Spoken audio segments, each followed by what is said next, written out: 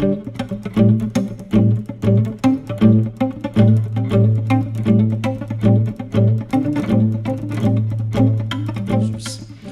quero ler Hebreus capítulo 1, versículo de número 1.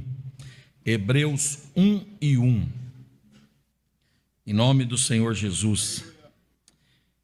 E quero compartilhar com os irmãos algo que Deus colocou no meu coração, com base nesse texto. Se você gosta de anotar, é bom pegar aí um papel, uma caneta, para que a gente possa aprender juntos com a palavra de Deus essa noite.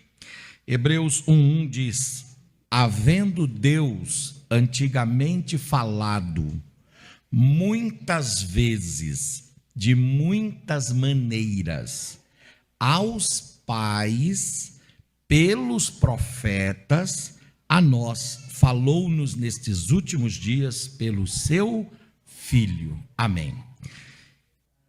A carta aos Hebreus, ela não tem um autor definido.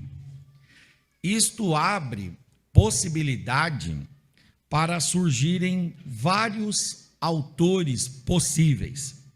Alguém diz que o autor da carta aos Hebreus é Barnabé. Outros dizem que é Apolo. Eu gosto da ideia de ser Apolo, mas não tenho argumento para defender que satisfaça-nos teologicamente. Priscila e Áquila, mas também há aqueles que dizem ser Paulo. Eu também gosto da ideia de ser Paulo, o autor da carta aos Hebreus, e tem um argumento dentro da própria carta de que possivelmente tenha sido Paulo o autor da carta aos Hebreus. Esse argumento é um argumento interno dentro da carta, escriturístico, que é Hebreus 13:23, quando ali fala de Timóteo. Se o irmão da mídia puder acompanhando os versículos, é bom. 13:23, que ali fala de Timóteo. E Timóteo, os irmãos sabem que era o discípulo de Paulo, quando vai escrever assim: sabei que já está solto o irmão Timóteo, com o qual, se vier depressa, vos verei. A carta aos Hebreus, ela foi escrita, provavelmente, se é Paulo o autor, entre os anos 60 e 68 depois de Cristo. E não dá para afirmarmos que essa carta foi escrita depois do ano 70, porque os irmãos sabem muito bem que no ano 70, a mando do general Tito, do marechal Tito, que estava seguindo a ordem do imperador Vespasiano, houve a invasão de Roma a Jerusalém. E nesta invasão, o templo de Jerusalém foi colocado abaixo.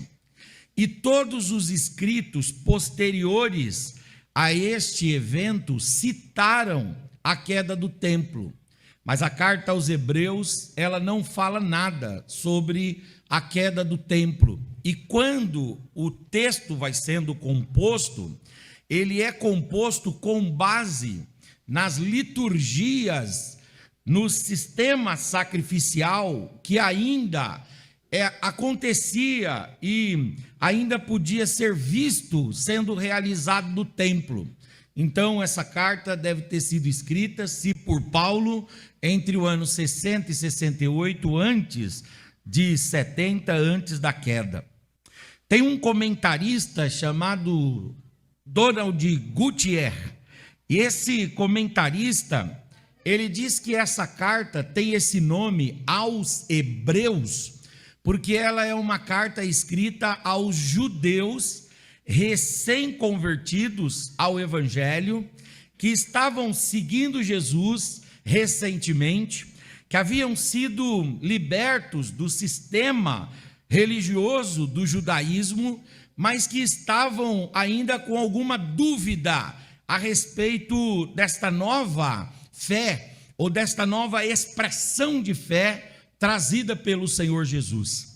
E é interessante que o endereçamento desta carta, ou seja, os destinatários desta carta, eles não são citados de forma direta na própria carta. Se você ler todos os capítulos da carta aos Hebreus, você não vai encontrar lá nos capítulos um texto onde Paulo diz aos hebreus, ou aos judeus diasporados, ou aos judeus recém-convertidos, ou aos israelenses que entraram ou que aceitaram Jesus recentemente.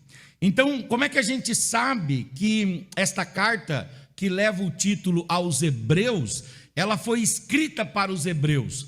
Porque o conteúdo que tem na carta, aí tem que fazer uma leitura da carta, esse conteúdo demonstra que essa carta é escrita para alguém que estava envolvido no judaísmo e que foi liberto do judaísmo para seguir Jesus, e que agora precisava ser esclarecido a respeito de quem era Jesus e a respeito desta nova realidade espiritual na qual essa pessoa estava inserida.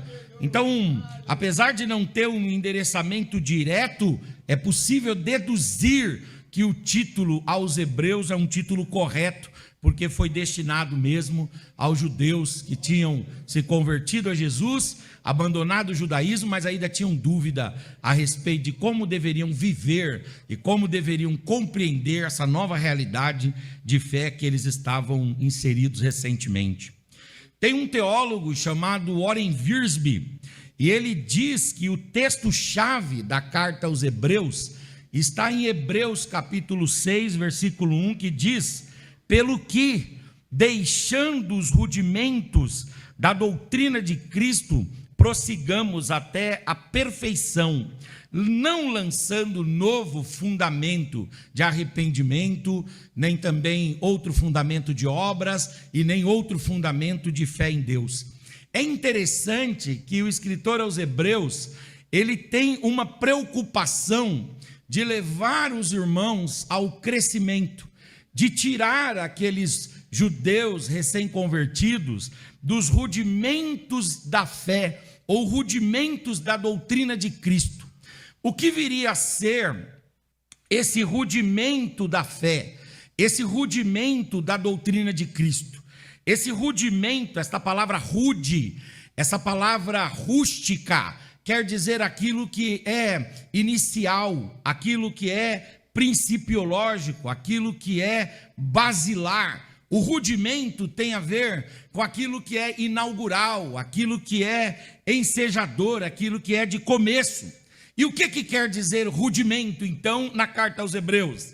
Quer dizer alguém que saiu do judaísmo, alguém que veio para o Evangelho e já aceitou Jesus como seu único e suficiente Salvador e Senhor.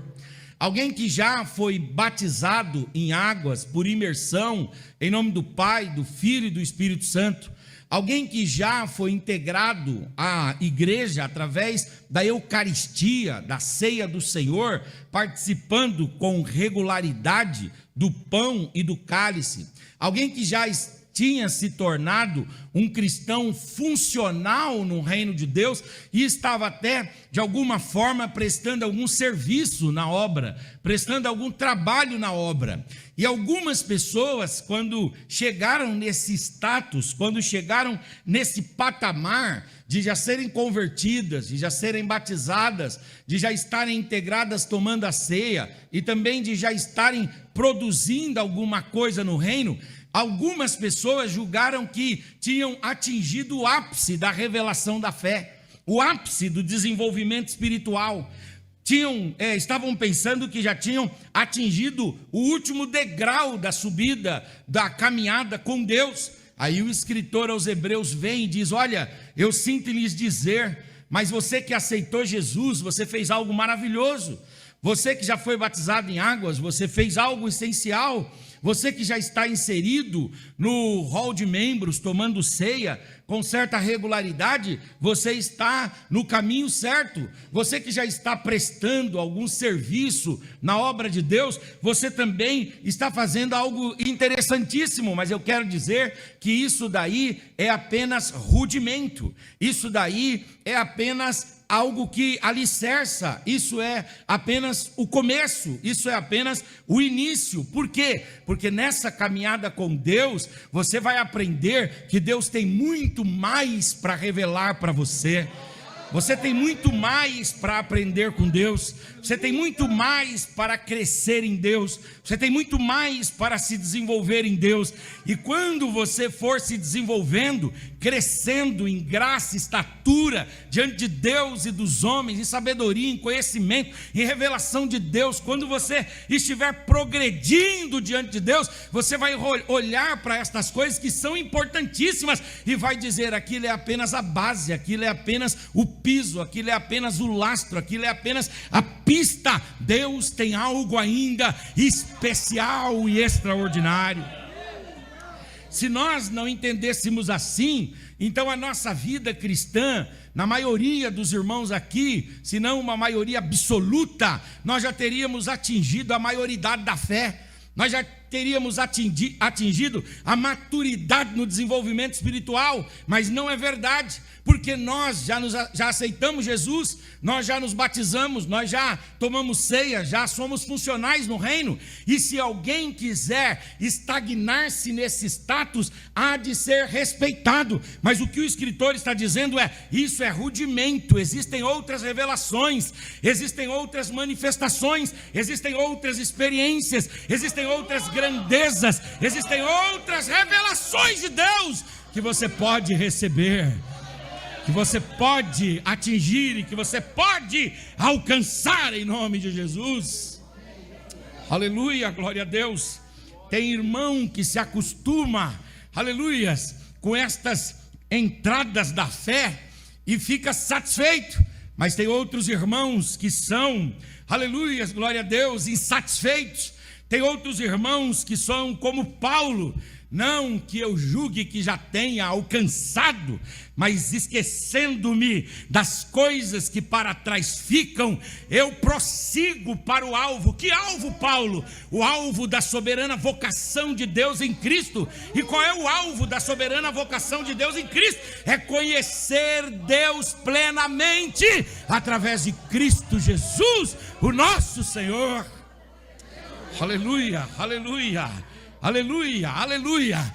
Eu quero dizer para você que você já tem Deus, seu nome já está escrito no livro da vida. Se você partir agora, você vai para o céu. Mas eu quero dizer para você que se você quiser, há ainda um aprofundamento em Deus, há ainda uma dimensão nova em Deus, há ainda um crescimento especial em Deus. Deus nos quer levar a camadas mais profundas, aleluias, no relacionamento com Ele.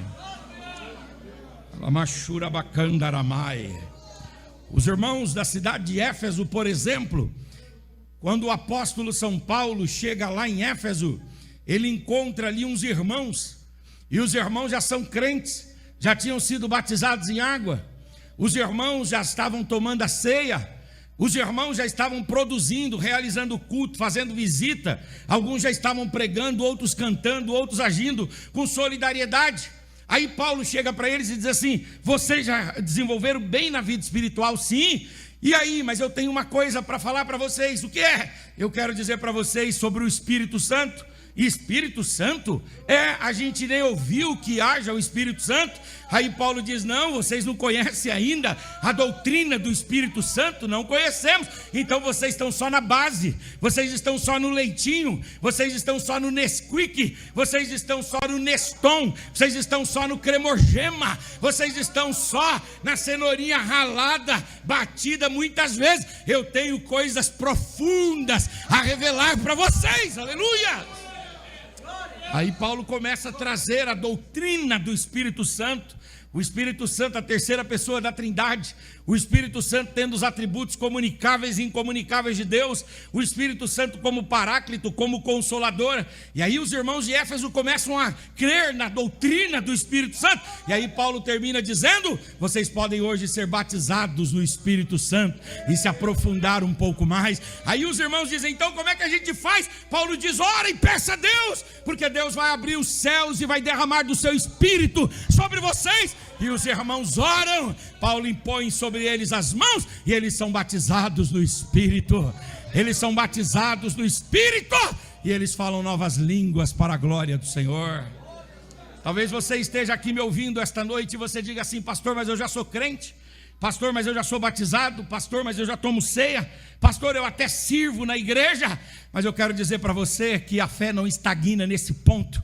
Existem novos patamares que Deus deseja te levar, e um deles, aleluia, Deus deseja mergulhar você nas águas gloriosas do Espírito Santo.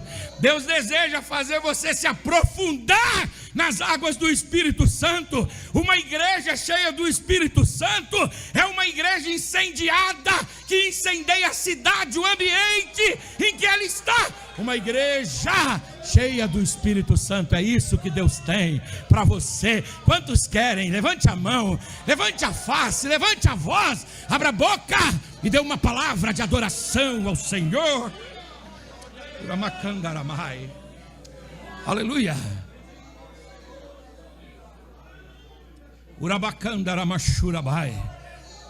Fala para o seu irmão: se você está satisfeito, está tudo bem. Aleluia.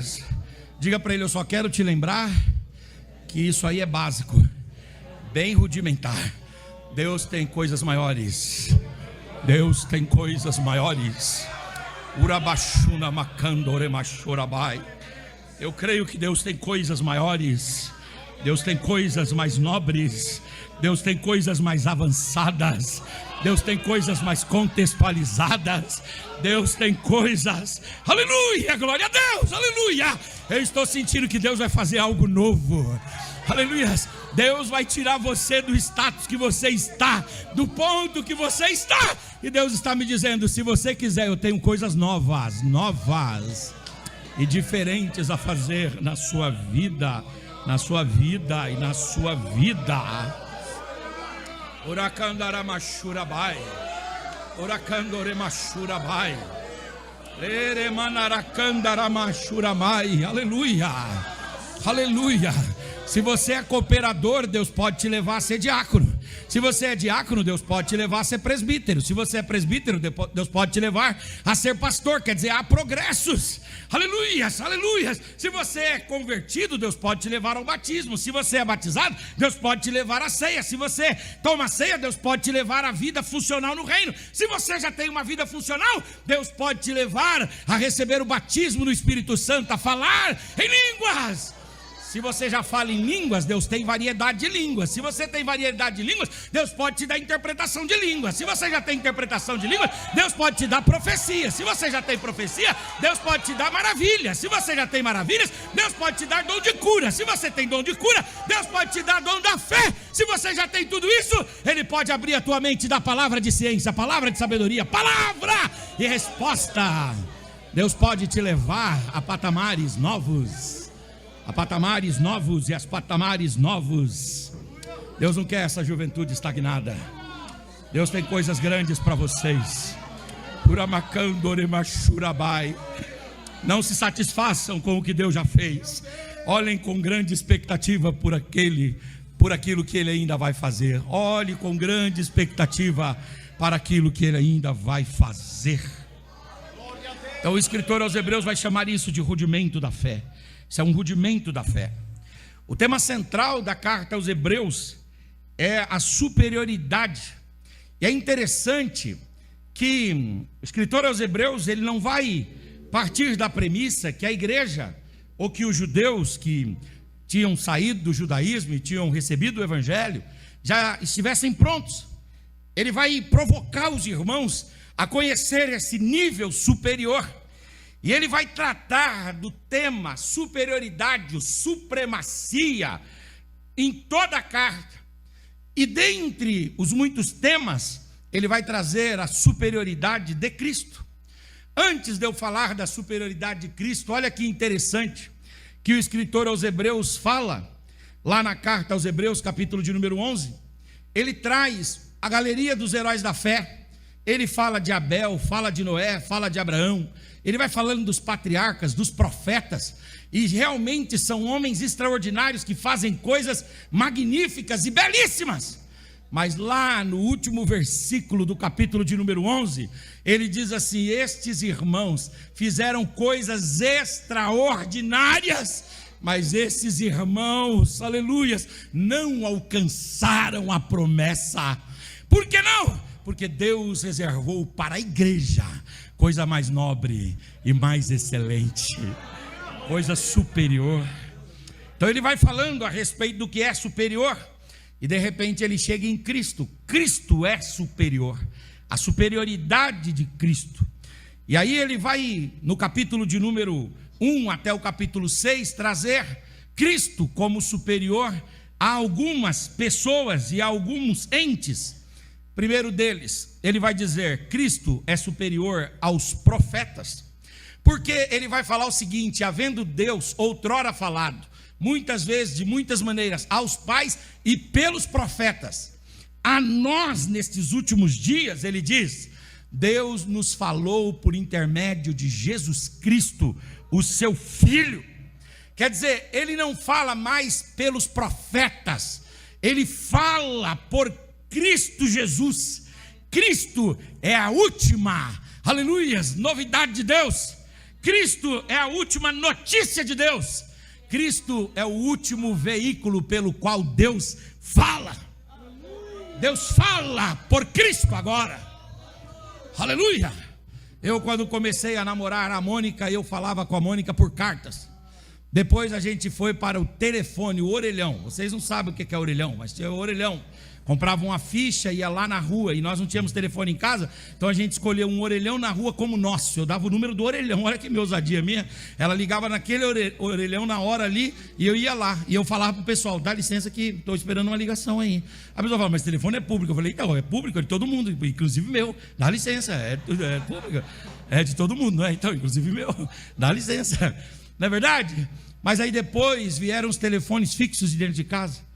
Depois veio o celular tijolão, não é assim? Depois o celular foi mudando, e agora a gente tem a última tecnologia em comunicação. Jesus é a última tecnologia em comunicação. Deus falou através dos pais, pelos profetas, muitas vezes, de muitas maneiras, mas agora a voz de Deus, aleluia, o canal oficial da voz de Deus, da fala de Deus, da comunicação de Deus, é Jesus Cristo nosso Senhor. Uramacandaramachurabai. Jesus é superior aos profetas, porque Ele fala conosco. Deus fala conosco através de Jesus. Ele é superior aos anjos. Ele é superior aos anjos por quê? Porque os anjos são criaturas e Ele é Deus. Aliás, o próprio escritor aos Hebreus, quando ele vai argumentar, ele vai dizer: qual foi o anjo que se disse? Qual foi o anjo que se disse? De qual anjo se disse: assenta-te à minha direita, até que coloque por estrado dos teus pés os teus inimigos? De nenhum anjo foi dito isso. Nem anjo, nem arcanjo, nem querubim, nem serafim, nem Gabriel, nem Miguel. E segundo a Bíblia Católica tem lá o Rafael. Nem o Rafael, ninguém. Só de um pôde se dizer: assenta-te à minha direita, até que eu coloque por estrado dos teus pés todos os seus adversários. O escritor aos Hebreus, ele diz: Jesus é maior do que os anjos. Ele é maior do que os anjos. E lá, quando João vai escrever, João diz: eis que eu vi um assentado sobre o trono, e à direita deste o seu cordeiro glorificado, que foi morto, mas venceu. E ele estava à direita daquele que estava sentado sobre o trono. E diante de quem estava no trono, e diante do cordeiro, eu vi quando se prostraram os 4 seres.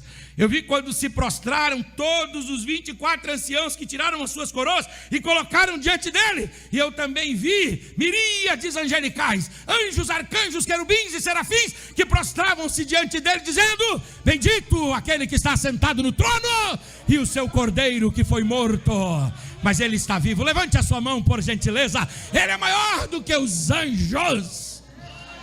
Uramacandaramachurabai. Uramacandaramachurabai. Os adventistas dizem que Jesus é Miguel, mas Jesus não é Miguel. Miguel não é Jesus. Miguel é um arcanjo, destacável sim, mas Miguel é criatura e Jesus é criador. Aleluia. Quando a gente vê Miguel enfrentando Satanás, ele nunca enfrenta no próprio nome. Ele vai e diz: o Senhor te repreenda.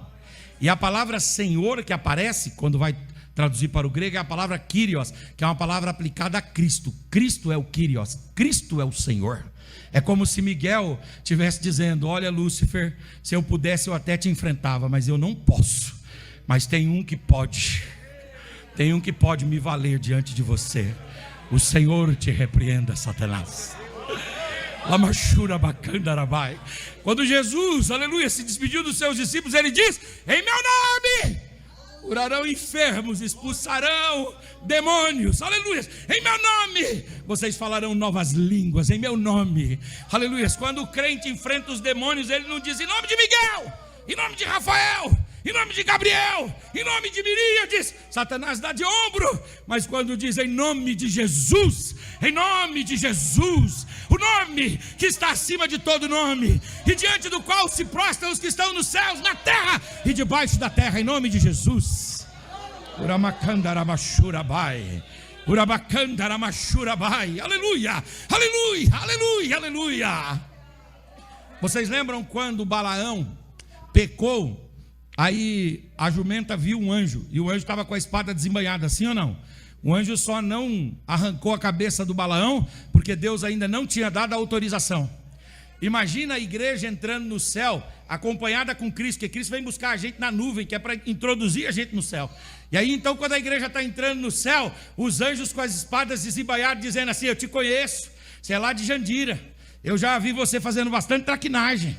Você, se dependesse de mim, você não entrava aqui não. Você pensa que eu não te conheço? Eu conheço você, conheço a sua casa, eu sei como é que é a sua família, eu sei como você é lá na sua casa, seu trabalhoso.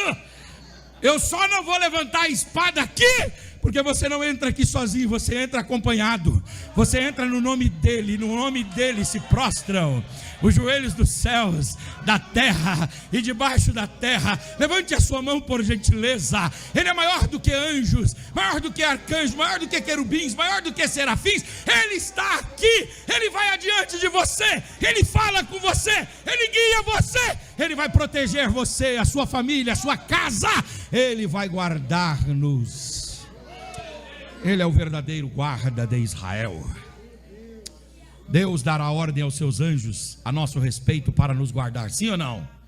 Mas no Salmo 91 fala assim: aquele que te guarda, ele não dorme e nem tosqueneja. Deus tem sim lá um grupo de anjos que cuidam da gente, os anjos cuidam mesmo. Mas existe uma guarda que é especial de Deus, e essa guarda é feita pelo próprio Cristo.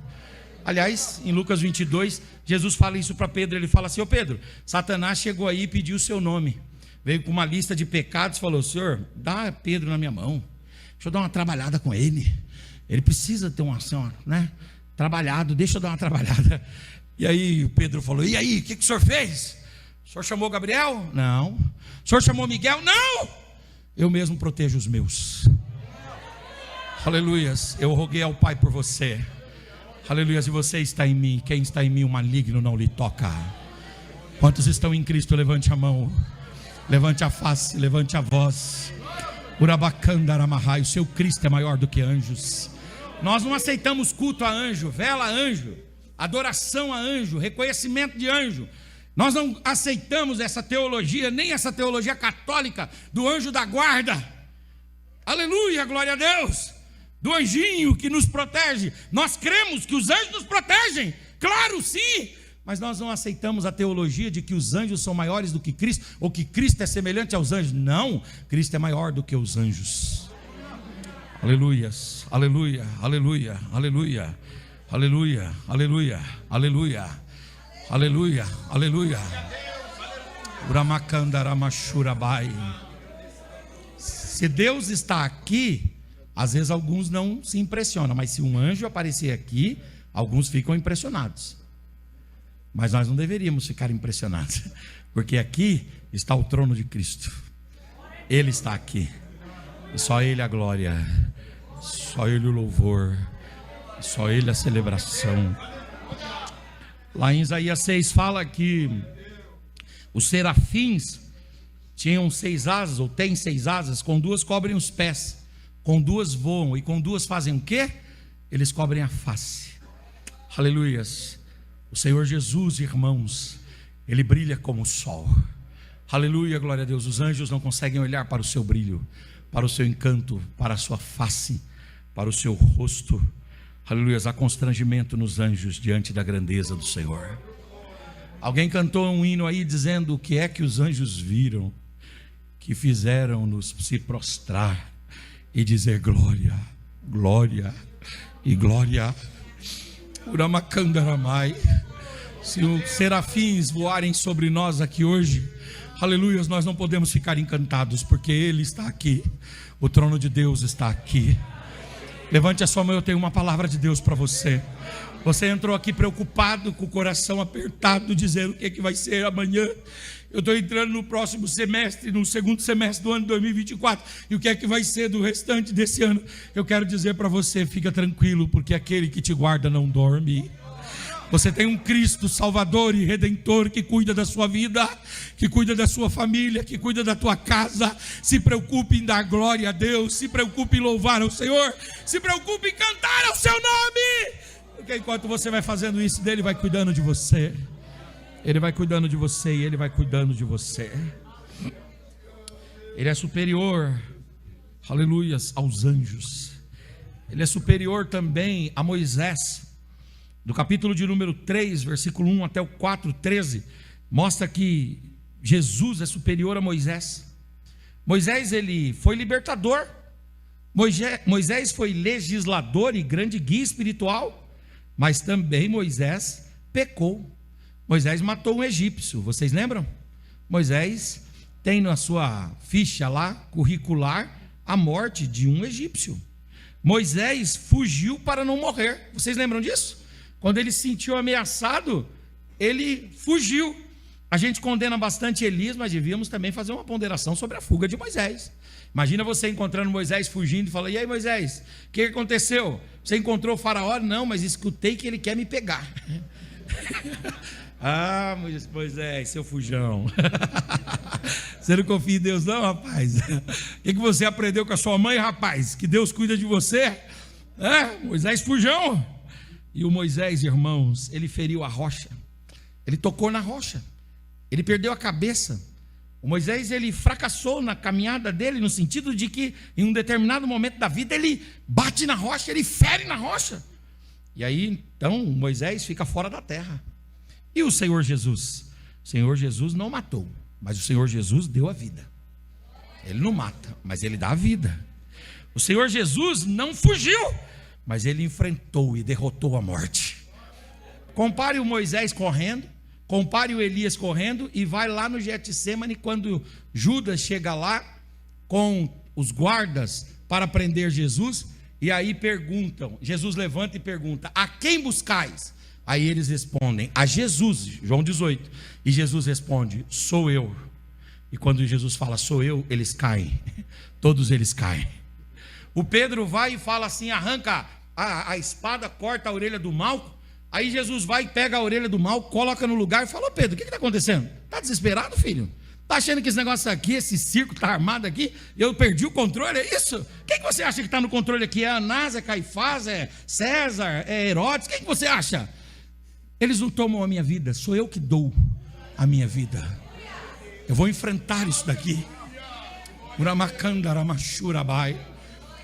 Quando a própria carne de Jesus falou: abandona esse cálice, Jesus falou: não, Pai, todavia seja feita a tua vontade. Eu vou beber esse cálice amargo, eu vou ser fiel e vou ser fiel até a morte. Jesus não foge, Jesus enfrenta. Jesus, ele não fere a rocha, ele é a rocha ferida. Aleluias. Mas olha que interessante, irmãos, preste atenção. Vocês já pararam para ler no texto de Números, quando Moisés fere a rocha? Moisés fere a rocha, sim ou não? Naquele texto lá, fala que um pouco antes daquilo, ele tinha perdido a irmã dele, a Miriam. A Miriam tinha morrido. Então ele estava com o coração enlutado, o coração ferido. Se você olhar o contexto, você vai ver. Aí quando ele está com aquele coração enlutado, ferido, vem então o povo e diz: a gente quer água. E aí Deus vai e diz: fala a rocha. E ele, nervoso, tomado pela dor, bate na rocha. E aí então Deus fala: hoje você perdeu o seu lugar na terra, você não vai entrar na terra prometida, vai entrar no céu, mas na terra prometida aqui não. E aí é interessante quando você compara isso com Jesus. Quando Jesus foi ferido, ele foi moído. Quando Jesus foi espancado, ao invés do Senhor Jesus reagir com violência e com truculência, ele foi derramando sangue e água e amor e misericórdia. É por isso que Jesus é maior do que Moisés. O Moisés saciou a fome física, mas Jesus saciou a fome espiritual. O Moisés saciou a sede física, mas Jesus disse para a mulher samaritana: se você beber da água que eu te der. Abraão deu água para vocês, vocês voltaram a ter sede. Isaac deu água, vocês voltaram a ter sede. Jacó deu água, vocês voltaram a ter sede. Moisés deu água, vocês voltaram a ter sede. Os profetas também deram água e vocês voltaram a ter sede. Mas se você beber da água que eu te der, uma fonte de água viva vai ser gerada no seu interior, e ela vai jorrar até a vida eterna. Levante a sua mão, por gentileza. Há um rio cujas correntes alegram a cidade de Deus, as santas moradas do Altíssimo Deus está no meio dela, e Deus a ajudará ao romper da manhã. Você pode ainda levantar um pouco mais a sua mão e dar uma palavra de glória a Jesus. Jesus é maior do que Moisés. Eu estou sentindo a presença de Jesus aqui. Jesus está em nosso meio. Aleluia, aleluia, aleluia, aleluia. O Moisés conduziu para a terra celeste, para a terra, para Canaã terrestre. Jesus não, para Canaã celestial.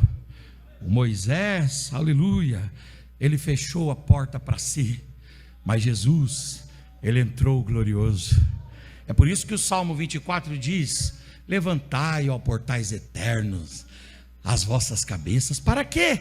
Para que entre o Rei da Glória. E aí depois que Jesus está dentro, o que Jesus faz? Escancara essa porta aí que está chegando um povo aí. Que povo? Eu não venho sozinho não.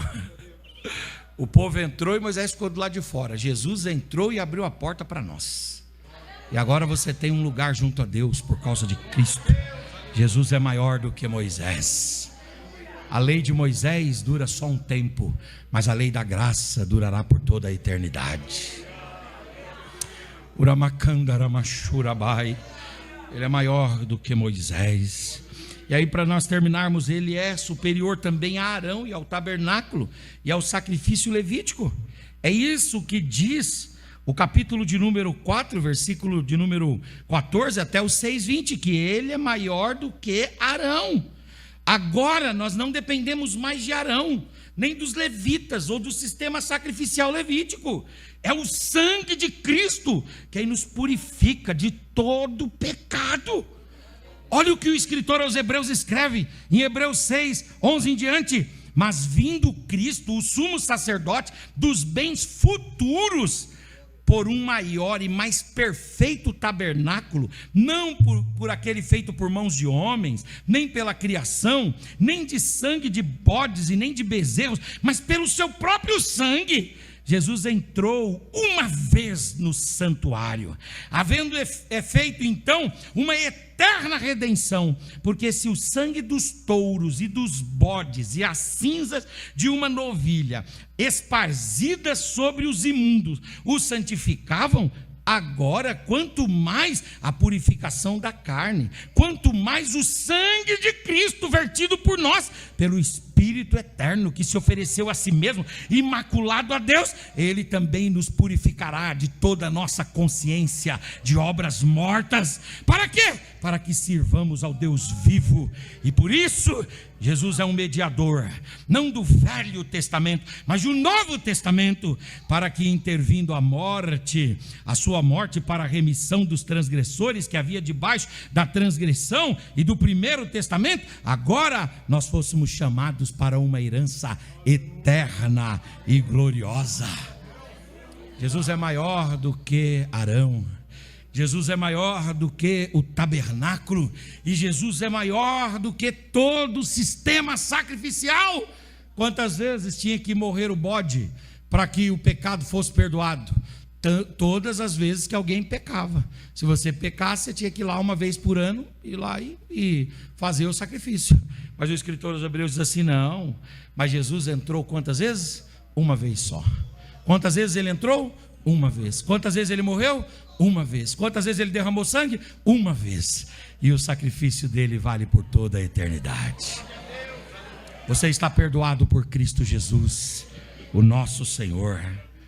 E por fim, ele vai dizer que Jesus é superior aos profetas. E lá, quando ele vai dizer que Jesus é superior aos profetas, para nós finalizarmos, ele vai dizer: Jesus é superior aos profetas, e ele é a fala de Deus, o Logos. Os irmãos pegaram de Hebreus 1:1 ali, a expressão verbo, e verbo lá, como foi cantado aqui pelos jovens, o verbo é Logos. E o que quer dizer que ele é o Logos de Deus? O que quer dizer isso? Dizer que ele é o verbo quer dizer o quê? Em primeiro lugar, quer dizer que ele advém das entranhas de Deus. Jesus falou assim: a boca fala o que o coração está cheio. Se ele é o verbo, então ele é a fala de Deus, ele é aquilo que advém de Deus, e a Bíblia trabalha a teologia de Cristo tendo gerado por Deus. Se ele é gerado por Deus, então ele vem das entranhas de Deus. Ele vem do âmago de Deus, ele vem do interior de Deus. Ele é Deus, como Deus é Deus. A boca fala o que o coração está cheio. Jesus é Deus como Deus, porque ele vem do interior de Deus. Ele é onipotente como Deus é onipotente. Ele é onisciente como Deus é onisciente. Ele é onipresente como Deus é onipresente. Ele é autoexistente como Deus é autoexistente. Aleluias. Ele é imanente no sentido de interagir com a criação como Deus é imanente. Ele é transcendente no sentido de estar fora da criação e controlar a criação como Deus é transcendente. Ele é imenso, ele é impecável, ele é eterno, ele é glorioso. Ele é Deus como Deus. Os adventistas dizem que ele é um Deus menor. Não, senhores, ele é um Deus que vem das entranhas de Deus. Tudo que tem no interior de Deus, no âmago de Deus, tudo aquilo que tem nos ambientes mais entranháveis de Deus, é expresso em Cristo Jesus, o nosso Senhor. Ele é Deus como Deus.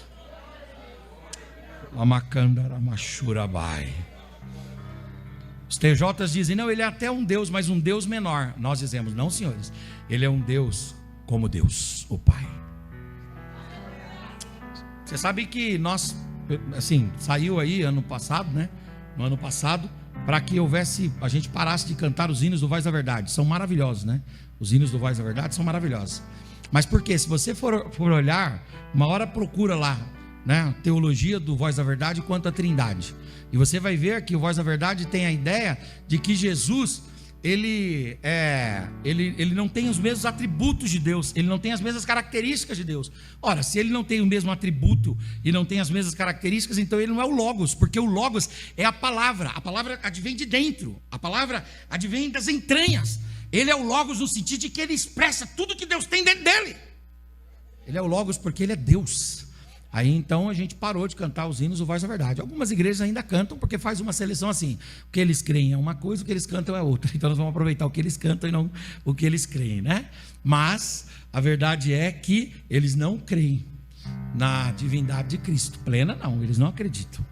E nós confessamos a divindade de Cristo. Você confessa a divindade de Cristo? Cristo é o seu Deus? Cristo é o seu Senhor? Cristo é o seu Salvador? Cristo é o seu Redentor? Cristo é Deus, aleluia. Agora ele como Logos, ele não é só as entranhas de Deus. Como Logos, ele é o Criador.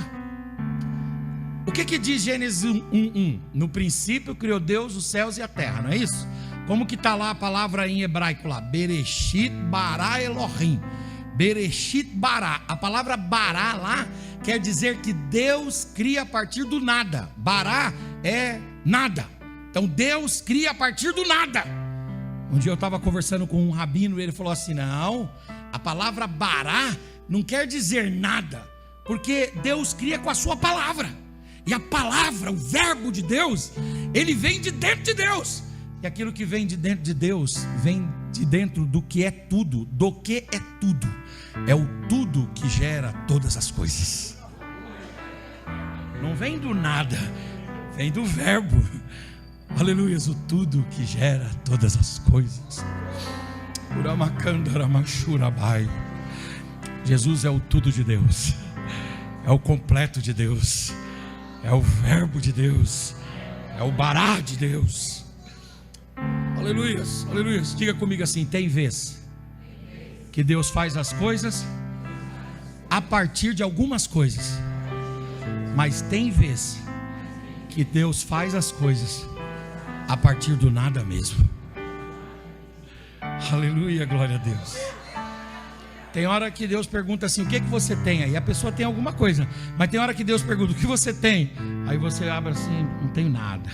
Aí Deus fala: não tem nada? Então deixa eu colocar o verbo em ação.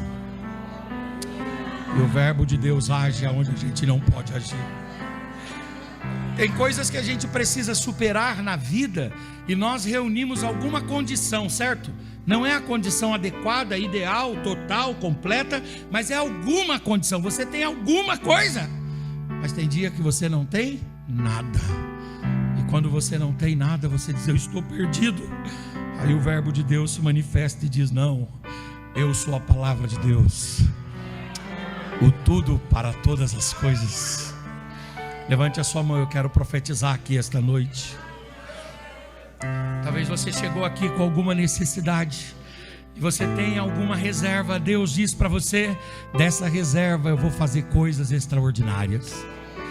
Mas talvez você chegou aqui hoje e você diga assim: Senhor, eu não tenho nada, aleluia, eu não sou ninguém, eu não posso nada, Senhor, e eu preciso resolver isso. Deus está dizendo: eu vou trazer à existência do nada todas as coisas, e você vai tocar nesse milagre para manifestar a minha glória na sua vida.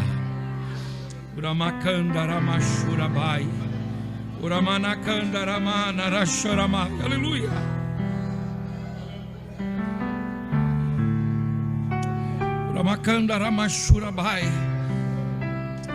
O bará de Deus é o verbo. Aleluia. Ele traz a existência do nada.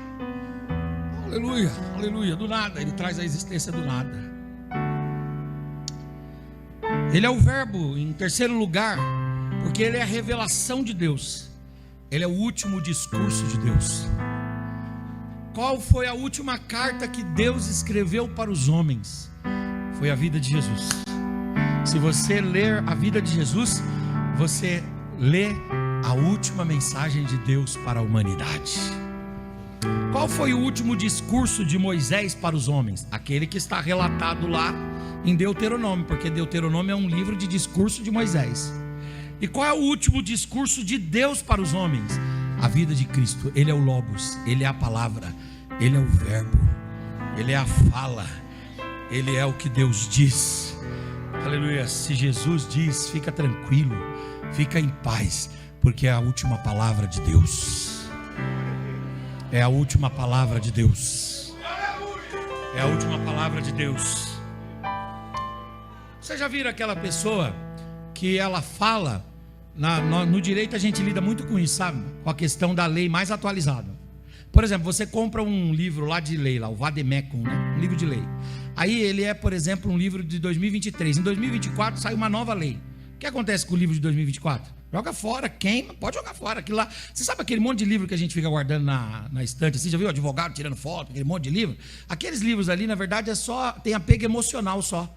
Ah, isso aqui, olha, foi da época que eu estudava. Ai. Mas está tudo ultrapassado, porque as coisas mudam. A gente tem que procurar a lei mais recente, o que saiu ontem, o julgado mais recente. Entende? Quando a gente vem buscar de Deus, qual é a sua palavra mais recente?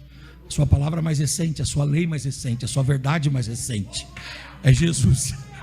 Olha para Jesus, que ele é o discurso mais recente de Deus. Ele é a última notícia de Deus. Ele é a última mensagem de Deus. Ele é a última informação de Deus. Ele é a última verdade de Deus. E a verdade de Deus que a gente vê em Jesus é que Deus nos ama, que Deus tem um projeto maravilhoso conosco, que Deus está no controle da nossa vida, que Deus tem plano conosco. Aleluia! E que nada e nem ninguém vai frustrar esses projetos que Deus tem conosco. Ele é o último discurso de Deus. E por fim, Ele é o Redentor. Como verbo, Ele é o Redentor. Ele que é o Redentor. Ele é o verbo. Por que Ele é o verbo? Porque Ele é o Redentor. Quem era o Redentor? Presta atenção. O Redentor era o seguinte: tinha, por exemplo, um escravo. E esse escravo era escravo do João, hipoteticamente. E de repente o escravo do João, ele fazia um bem para o Manuel, um outro senhor lá, um outro cidadão. Fazia um bem para o Manuel. E um bem assim, muito considerável. Tipo assim, o Manuel estava sendo assaltado e o escravo do João vinha contra os assaltantes, batia nos assaltantes, colocava os assaltantes para correr e salvava a vida do Manuel. O Manuel, o que ele fazia? Ele não tinha o dinheiro naquela hora. Ele não tinha a moeda, ele não tinha o dinheiro. Mas aí ele falava: olha, eu preciso falar com o seu senhor, com o João. Chegava lá para o João e dizia assim: João, eu comprei a liberdade desse cidadão aqui.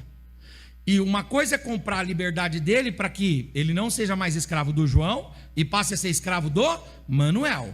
Outra coisa é agir de forma redentiva. É comprar a liberdade para que ele fique livre de verdade.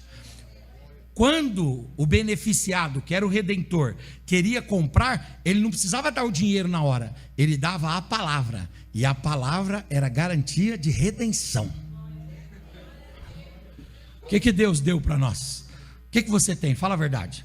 Por exemplo, na Idade Média, os católicos compravam bulas papais. Está aqui o pastor Cássio, que é professor de teologia, prega e já ensinou sobre a reforma, tem lá as bulas papais. O que era a bula? Um documento que o padre fez. Os padres acharam de fazer um documento que garantia para os homens o céu. Então eu garanto para, como é que é seu nome? Henrique Regis de Almeida Silveira, garanto que está salvo, viu? Vai morar no céu, tal, carimbava, tinha o sinete do Papa. Aí o indivíduo amarrava aquele negócio, dobrava aquele negócio, guardava aquele negócio no bolso e andava para tudo quanto é lugar com aquilo. Vieram os reformadores e disseram assim: o que é isso aí que vocês têm no bolso? Bula papal? Indulgência papal? Vocês não precisam de documento da igreja. O que vocês precisam? Vocês precisam do verbo. Vocês precisam da palavra. Dizendo: ele está salvo. Ele está salvo. Ele está salvo. E ele está salvo. Fala para mim, o que você tem que garante a sua salvação? A carteirinha do Belém garante a sua salvação? Chegar lá no céu, lá, Gabriel abrir no céu. Pois não, meu filho, e aí, o que você traz aí? Não, traga aqui, eu era obreiro lá no Infantes Garden.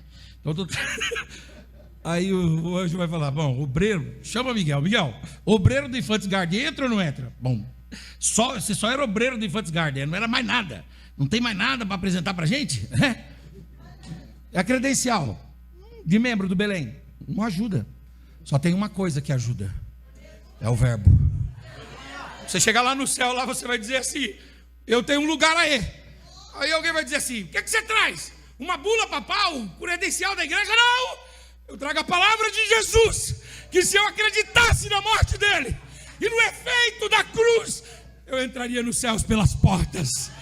Aleluia. E quando você falar o nome de Jesus e a palavra de Jesus, aleluia, glória a Deus, aleluia, glória a Deus, os céus vão abrir as portas e você vai entrar no céu com autoridade para a glória do Senhor.